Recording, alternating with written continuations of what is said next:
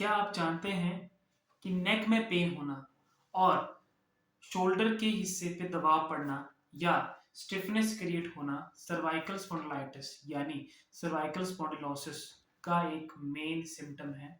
आइए जानते हैं सर्वाइकल स्पॉन्डिलाइटिस क्या है, ये कैसे होता है और इसकी क्या ड्रगलेस अप्रोच है। अक्सर हम चाहते हैं कि हमारी पेन जो है पेन किलर से ठीक हो जाए, स्टेरॉइड्स लेके ठीक हो जाए, एंटीबायोटिक्स लेके ठीक हो जाए, लेकिन ये बिल्कुल गलत है।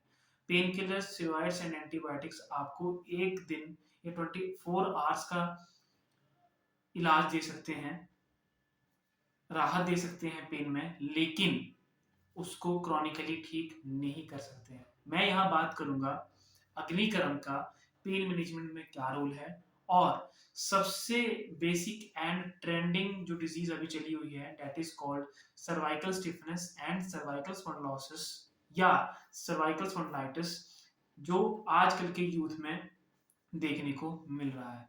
सर्वाइकल स्पॉन्डिलाइटिस एक एज रिलेटेड डिसऑर्डर है जो कि यूथ में भी देखने को मिल रहा है।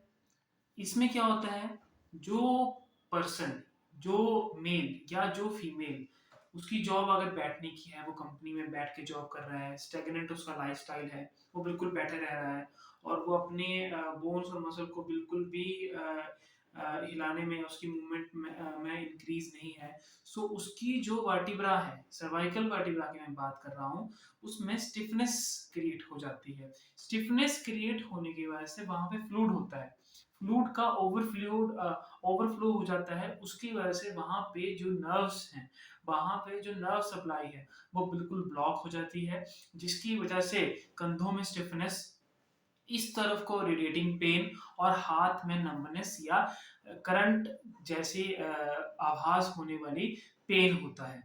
सो इसके कॉजेस क्या हैं? जैसे कि मैंने आपको बताया स्टैग्नेंट लाइफस्टाइल एंड बैठे रहना एक ही जगह पे, बैठ के एक ही जगह पे आप कोई कार्य या काम कर रहे हैं। इससे कैसे बचें और इसका बेसिकली ट्रीटमेंट क्या है?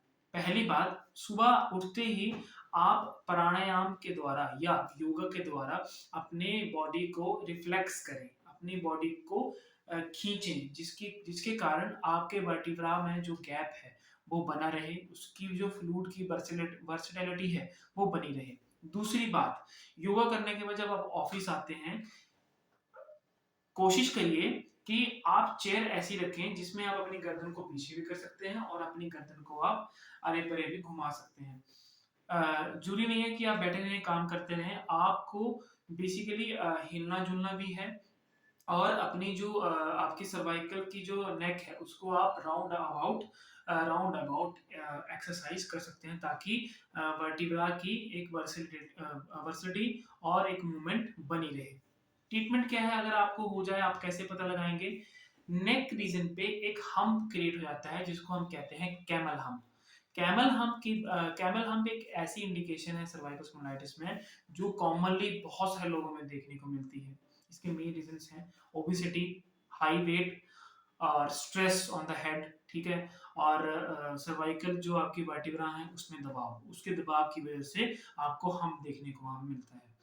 ड्रगलेस अप्रोच की मैं बात करूँ, अग्निकरण की मैं बात करूँ, जैसे कि आप मेरे यूट्यूब चैनल पे चेक कर सकते हैं कि मैं नीडल्स के थ्रू मसल्स में इंटीग्रेट होता हूँ। सो बेसिकली अग्निकर्म का क्या रोल है? अग्निकर्म आपकी मसल्स को ओपन कर देगा और हेंस आपके जो नर्व्स हैं उसको ओपन कर देगा और नंबनेस ऑटोमेटिकली चली जाएगी। कुछ आयुर्वेदिक मेडिसिन हम साथ में देते हैं जिससे आपका गट हेल्थ अच्छा रहता है, आपका पाचन अच्छा रहता है। जब आपका पाचन अच्छा रहेगा तो आपके सेल्स को काम करने में परेशानी नहीं होगी, वो कोलैबोरेशन में अच्छे से मूवमेंट एंड लोकोमोशन में काम कर पाएंगे। Thank you so much. Stay healthy, stay safe.